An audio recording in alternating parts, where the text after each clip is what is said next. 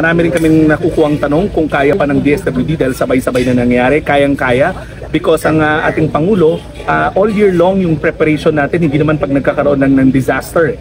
For 365 days a year, literally, nagre-repack tayo ng goods. And before this incident happened, we had close to around 2.5 million family food packs nationwide. So kahit na may responde tayo sa Cebu, may responde tayo sa Masbate, Romblon, Mindoro, kayang-kaya ng mga regional offices natin to cope. And as we speak, nagre-repack pa rin tayo ngayon. Our repacking centers in Cebu and in Manila can produce close to 50,000 a day. So madaling-madali sa atin to meet the requirements. Pangalawa, nag-usap na rin kami ni Gov na para maka-rebuild kagad yung mga tao, inaantay na lang namin yung list ng mga totally and partially damaged.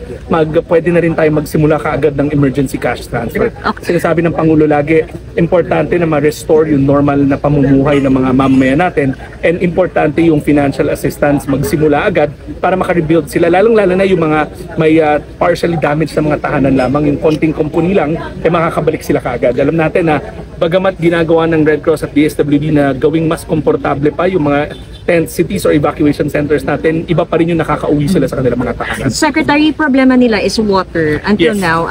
How can we make sure that we can sustain the the relief, yung potable, especially potable waters? Siguro si Sec Vince kanina tumawag sa LUA, so yeah. So unang-una, DSWD magpapadagaya ng mga mobile water trucks, no, para sa mga for immediate provision of water. Agam ko magpapadala din ng MMDA kamukha nung mga inutos ng Pangulo in the previous disasters ng mga water purifying systems, no.